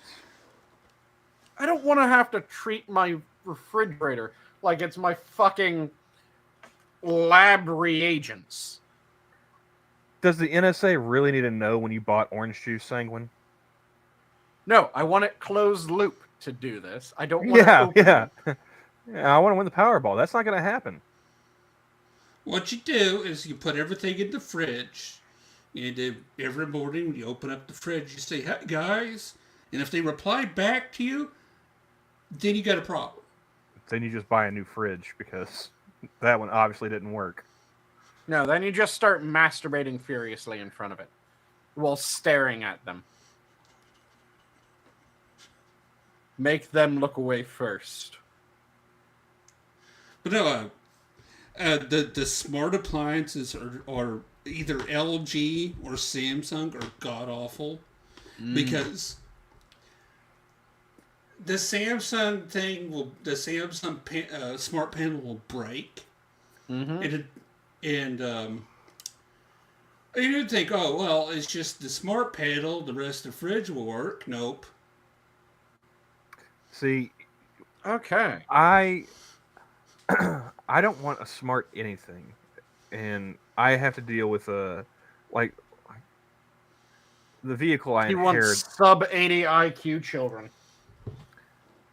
We're talking appliances, not people. I know. I'm just joking because when you said I don't want a smart anything, the first thing that popped into my mind, child. I don't have to worry about that. But no, the car that I inherited from Nana Camel, it's got like a touch screen in it, Bluetooth and all that good, all that jazz. Well, since the time change, the clock in the car is 1 hour ahead because I can't change it, even with the touch screen. I can get it to the setting portion where I am supposed to be able to change the time on the clock, but the touch screen doesn't fucking work. Doesn't matter how hard I press on it, doesn't matter where I press on it, it doesn't work. And I keep forgetting that when on the rare occasion somebody calls me, they do it when I'm either driving or taking a shit. And both of them are mightily inconvenient. But driving more so because it'll pop up on the screen like call incoming. Press the button to accept, and that doesn't fucking work. So I got to try and fish around for my phone to press the power button to send them to voicemail or try to answer it. And I don't want to do that when I'm driving. But that's one thing I don't have to worry about in my car is that It doesn't. I have an analog clock. I'm half tempted to see if I could just trade this bitch in and get like an 85 short wide Chevy. Yeah. Yeah. Oh, I also have an analog radio, and I love that because it has a really good sound. It sounds better on radio than all the other cars I've had. Hey, I got a question. What? But like I said, I've been cleaning out the house and going through things. I've seen that vinyl has been making a comeback. They're selling record players and stuff at Walmart. Mm-hmm. Any idea when 8-track will come back? Because I have found a ton of those fuckers. Never. I hope it does. It has a great sound quality.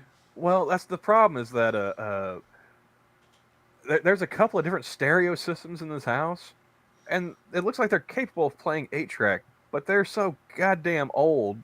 Like, I'm looking at one of these right now, and it's just falling apart. I'm not even going to try and use that one. Right now, that's just like a little makeshift desk. Mm-hmm. But, like, I've seen online, different record players. Like, they've got where you can, like, play a record and it'll, convert it to, like, MP3 or MP4. I can't remember. So you can have your records and also have, like, digital copies of them to put on your computer and stuff. Like, I thought that was really cool. Yeah. Like, I'd like to be able to do that with all these 8-tracks so I can get rid of them, free up some space. Mm-hmm.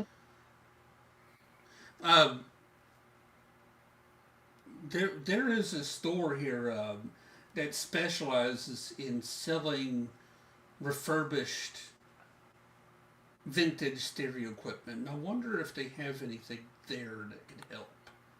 Well, it converts it to MP3. Thanks, Johnny. I mean, once I get the house fixed up, I do have some plans on, what I would like to furnish it with, and a decent stereo system capable of playing, everything from records to tapes, discs. Have an auxiliary port for MP3 players and all that jazz. I'd like to have a nice stereo like in the living room. Hook it up surround sound with the flat screen for when I'm watching my college football. Mm-hmm. Hold on.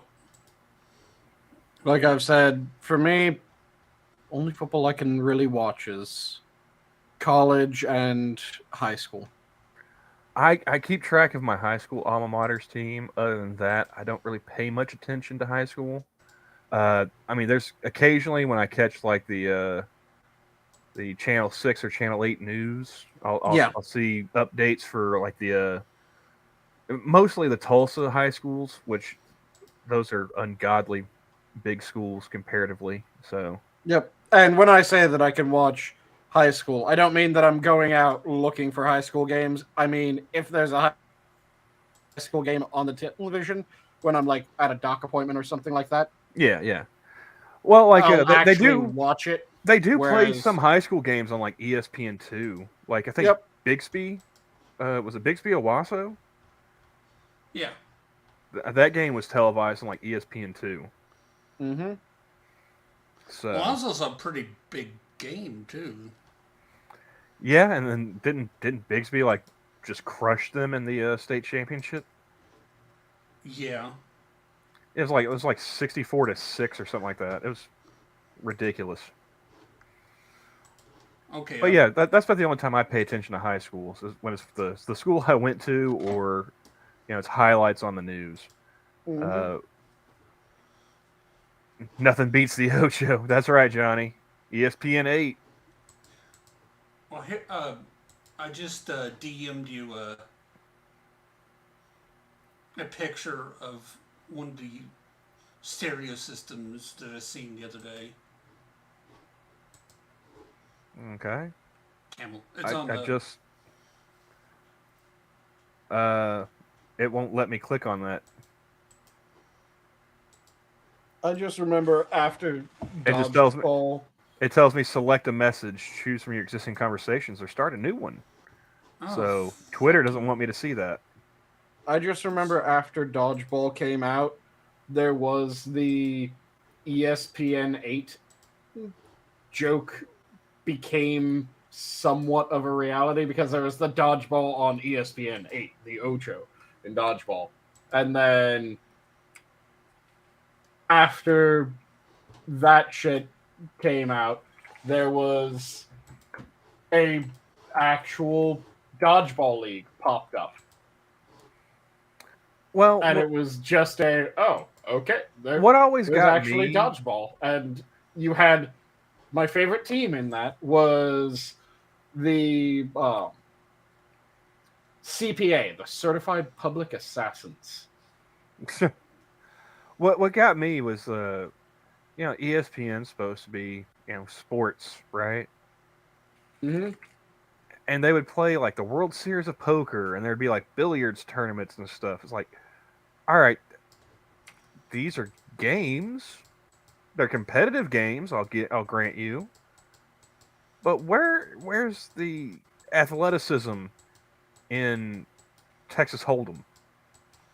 You know, Mm-hmm. I mean, at least with billiards, you've got like some hand-eye coordination going on.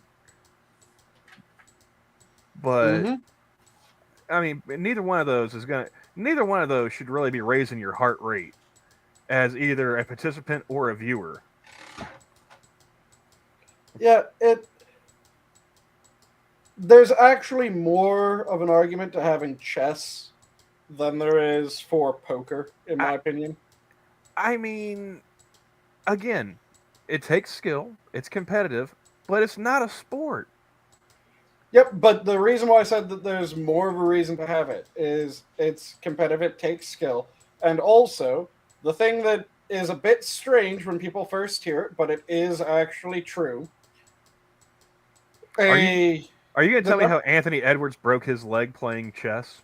No, I'm going to talk about how the number of calories burned during a Grandmaster chess game, the number of calories that each Grandmaster chess player burns is comparable to the average calorie burn of a player during a football game. Okay. That tells me that football players aren't moving around enough, Sanguine. Oh, it's more just the brain is a calorie-hungry bitch.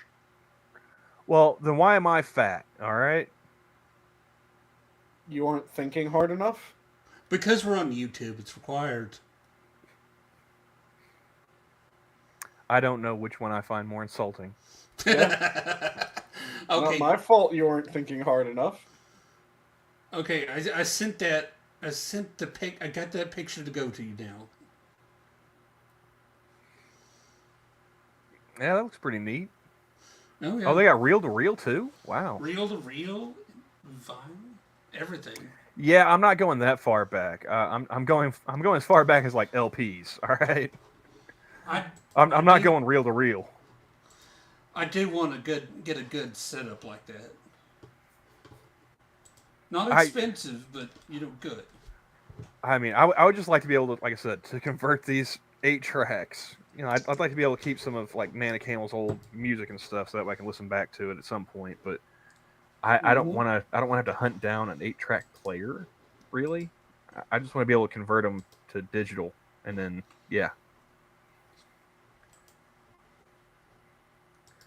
the records I'll actually keep. But I mean, I'm not rolling around with 8-track. Mm-hmm. This actually has an 8-track player in it. Directly below the second reel to reel. The smaller one with the car on top of it? Yeah. Yeah, I saw that.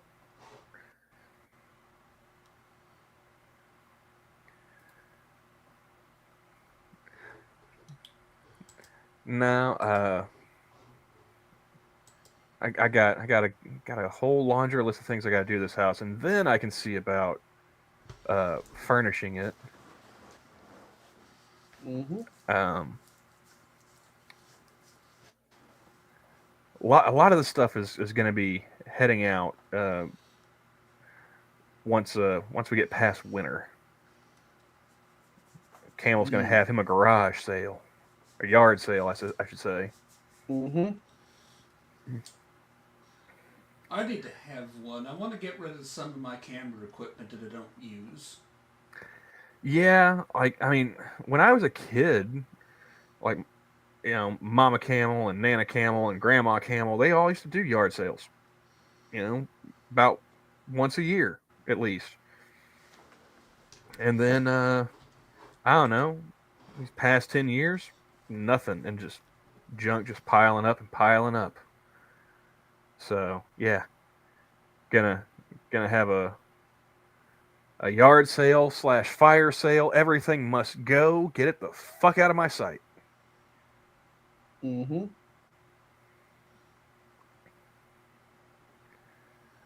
But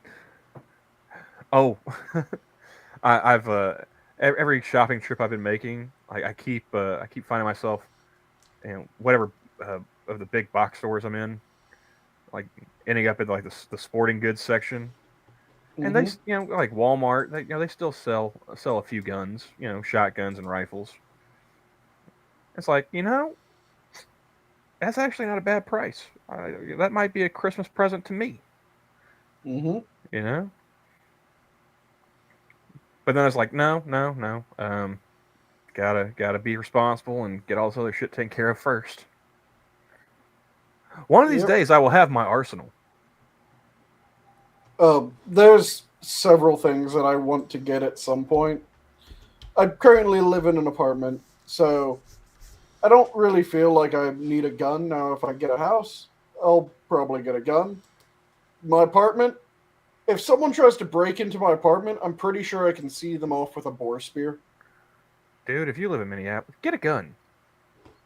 I'm going to when I get a place, but I have an apartment. The apartment complex has key entry in order to get into where you can actually access the apartment units. And like I said, the fucking corners in my apartment are such that I could see a person off with a boar spear. Now, it'd be cool to get a bulletproof And if they've shield. got a gun? I can see them off with a boar spear where I am.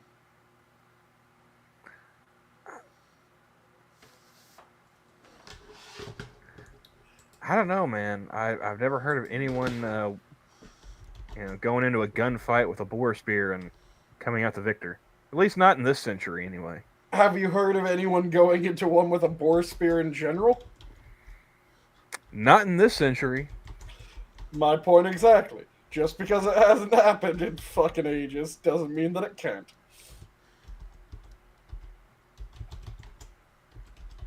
I found out the two girls that run the office that I work for, they both pack.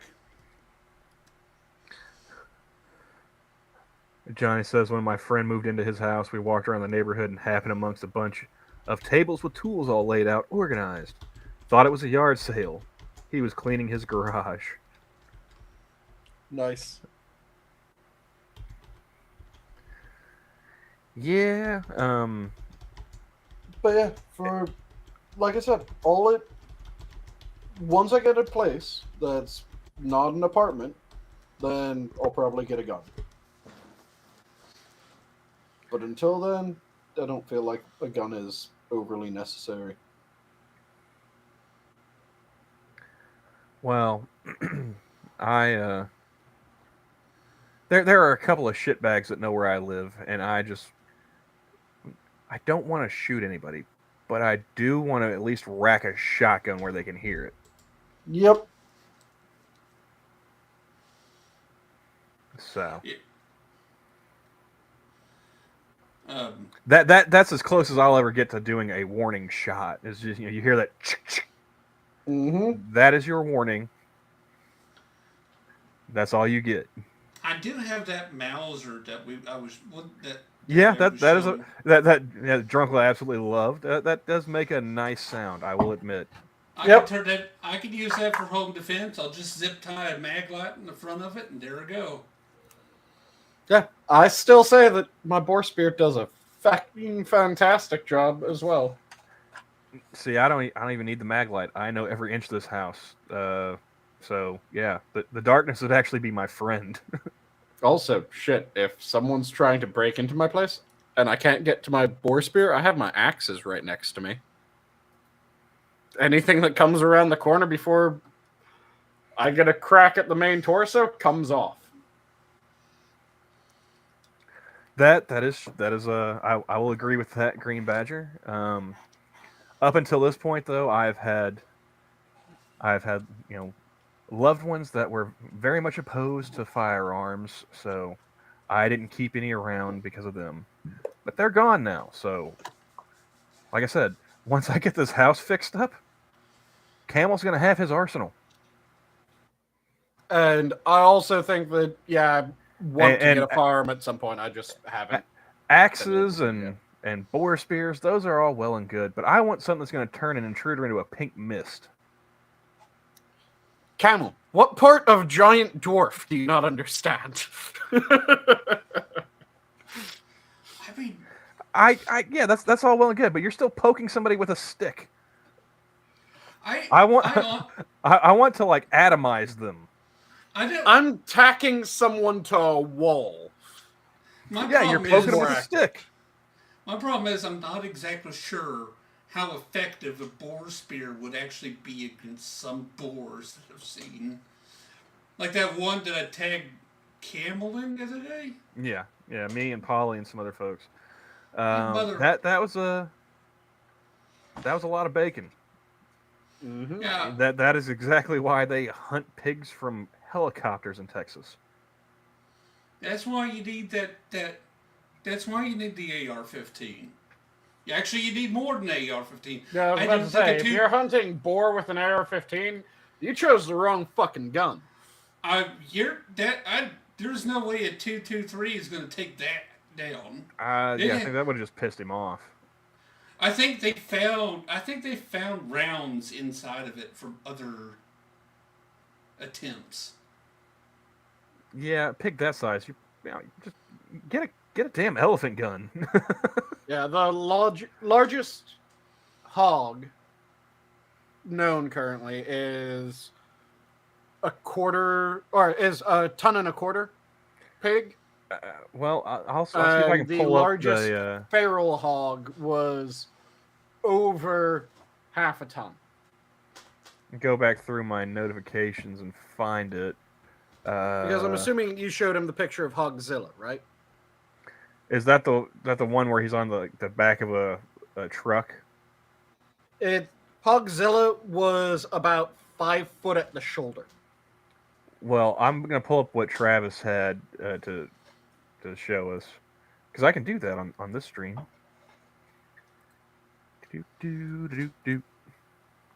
Where is it at? Oh, here we go. That's it right there, Sanguine.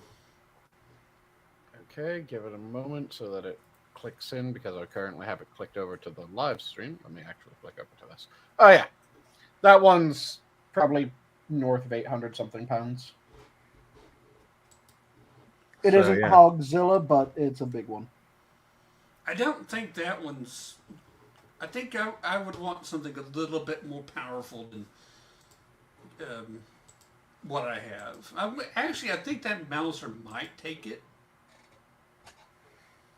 I mean, I'm not opposed to hunting, whether it be a hog or deer or what have you. But my concern is for the most dangerous game. Oh, here's Chonk. Yep, I heard that one. Every time she hears the stream, she has to come in here.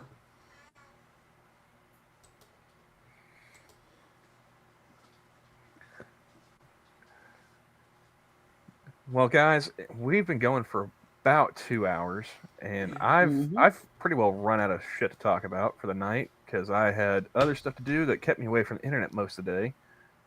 Is there anything either of you guys want to talk about before we skedaddle? Well, there's the Chinese riots currently ongoing. You guys how's that? Right? How's that doing? still ongoing. The government is still cracking skulls in response. And there's still schmucks trying to say that, oh no, this is just a protest against Foxconn. And Despite do they want the suicide nets extended or withdrawn? So the people saying that it's Foxconn is the reason why these riots are going on. They're saying that it's Foxconn isn't offering enough compensation or some shit. I can't remember the exact argument. I think it was compensation for people that they ended up laying off due to the government saying, hey, you need to cycle back your business. And people were getting pissed off that, well, they just let go of a bunch of people. Yeah, they were told to let go of a bunch of people by the government. But the thing is that people aren't attacking Foxconn buildings. They've been attacking COVID testing sites. Which, if it was against Foxconn, you'd figure that the protesters would be fighting Foxconn security staff and that they would be destroying Foxconn buildings. But they're fighting police and military police, and they're destroying government testing sites. I do gotta say that I am impressed by them and the Iranians. Mm-hmm. Because even during the Summer of Love here, and their big Antifa riots, they still had rights. Mm-hmm. I mean, yeah, we bent them a little bit sometimes, but in China and Iran, you could just disappear. Mm-hmm. Yeah, and the only time you ever heard about somebody just being pulled off the street and disappeared during the riots is usually an undercover. Yep. Or an informant. Because, once they got snatched up, like within a day of them going, like people stopped talking about them. Mm-hmm. And the best part about it is, they seem to be starting to work. Well, I mean, they, like you were saying, like they have my respect just because it's Iran and China. Yep. The thing is, the fact that those are still going on. I mean, those some of those folks got some big brass clankers. The thing, though, is that don't try to think of it like a Western protest or riot, because it isn't. A good chunk of the people that are protesting in China aren't protesting the Chinese government as a whole. They're protesting a certain aspect of the Chinese government.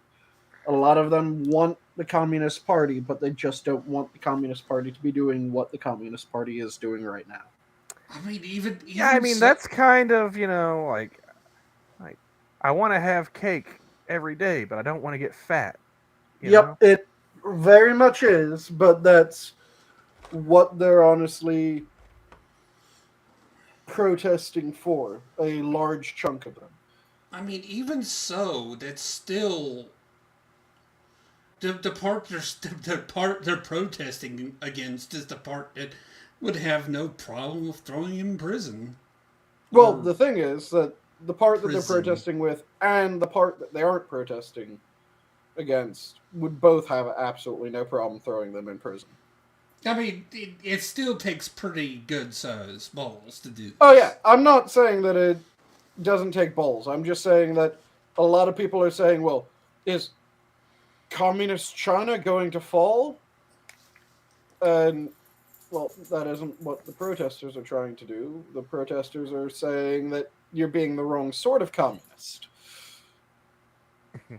They aren't saying, don't be communist. They're saying, well, you aren't the sort of communist that I want to be communist. And yes, it's the no true communist fallacy. Yeah. I was just thinking of like what it would sound like to say "no true Scotsman," but with a Chinese accent, and I can't pull it off. So No true Nice. Scotsman? I can't. Never mind. either one of you guys want to talk about Brittany Griner before we get out of here? I saw something about that. I didn't see the full story. Can you tell me the full story?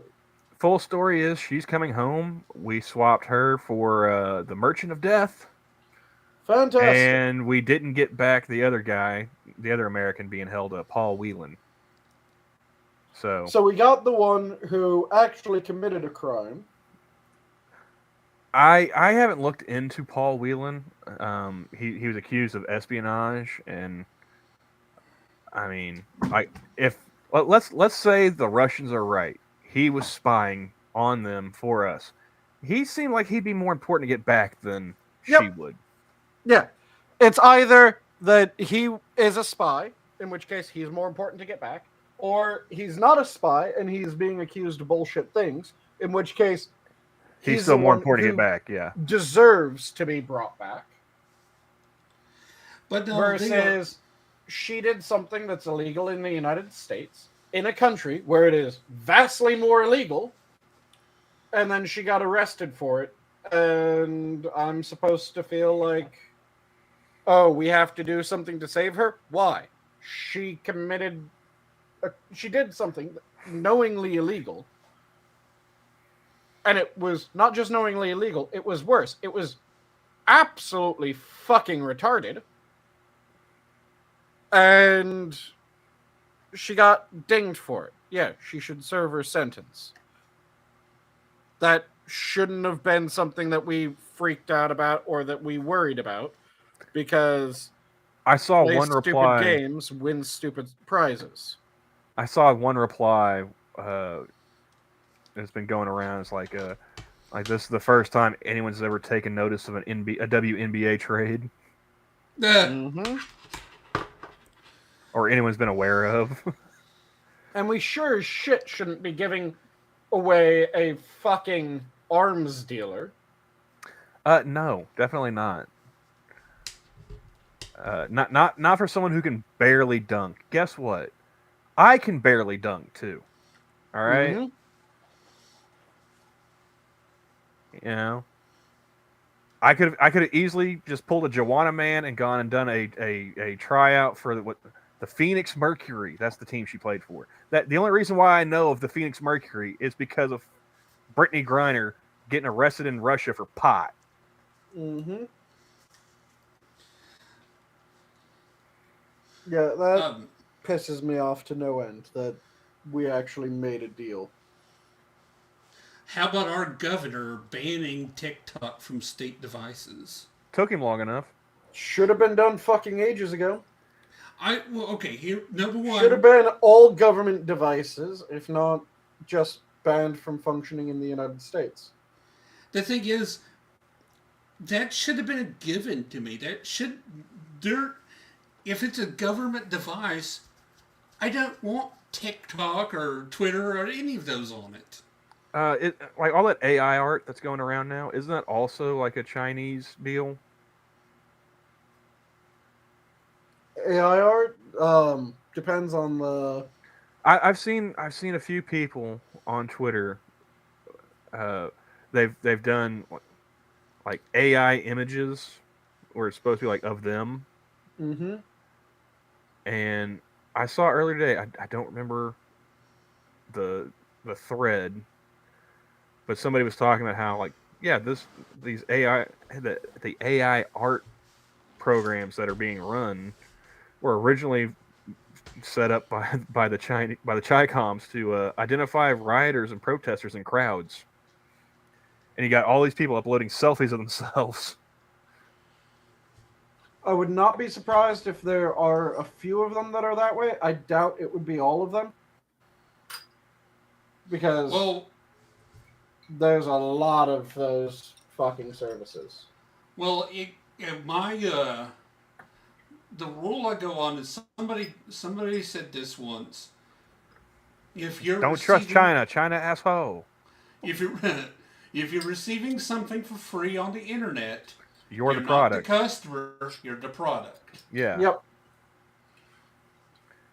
I remember all those handy little things that we were taught between Internet 1.0 and 2.0. So you're not supposed to give your name and location and stuff to strangers. You're not supposed to meet up with strangers from the internet. But Camel, ASL. No, I'm having flashbacks to AOL message boards. Just yep. You say everyone of a certain age you just remembered AOL. It didn't matter. It didn't matter which room you went into. You got bombarded with a wall of ASL as soon as you said hello. ASL. Do you guys remember punters on AOL? I can't say that I do. Remind me, what was that? Well, they were little scripts that you added into the browser. So when you're in the chat room, you can put another person's name into the script, and it would run, and it would throw them completely off AOL for either a couple of minutes or it could be days. Mm. No. I amassed a collection of those. I was never that sophisticated with that. I had one buddy. He was as soon as he started getting on the internet, he was a little trickster. He enjoyed screwing with people. One of his favorite things was like masking a website, so that way it looked like it was something else, and he'd send you a link, and you're thinking, oh, you're gonna go check out, whatever, and the next thing you know, you're staring at some dude's gaping asshole because he sent you to a gay porn site. Mm-hmm. Lemon party. So I stopped clicking links from him quick, fast, and in a hurry. Mm-hmm. Hey, man, did you see that thing I sent you? No, I didn't. You want me to send it to you again? No, I don't. Oh, come on, it's funny. No, it's not. Mm-hmm. It's funny to you. One of them old fool me once kind of things. But yeah, we've been going for about 2 hours now, a little over. Yep. And I hear Travis yawning. I'm sure Johnny probably wants to go to bed. He's, just been hanging out waiting for us to shut up. I hope he didn't fall asleep and just leave us on. It's been a while since the last message popped up on the bottom of the screen. That's fair, because... Oh, no, he's still here. All okay. Right. I don't want you to pull like a Satsu on us and... Well, I'm not sticking around for 16 hours. I got to be at work in 9, so... I can't find that one on... Oh, the 16-hour stream? Yeah. That was a while ago, so I'm sure it's probably still over on Satsu's channel. I just don't know where it is. And yes, we'll start the parting thoughts. Travis, anything you'd like to say before we go? Any pearls of wisdom?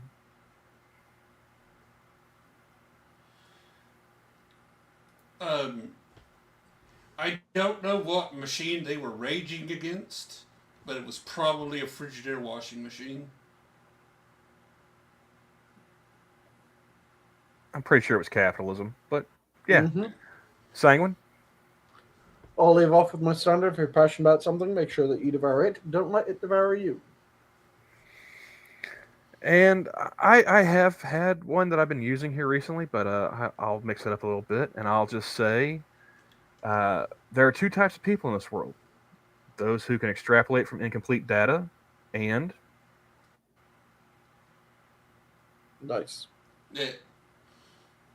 This is where you click the button, Johnny. We've been your minions. Have a good night, all. Put us Have a out good of our night. misery. Good night, Al. You forgot to say the zoo's closed.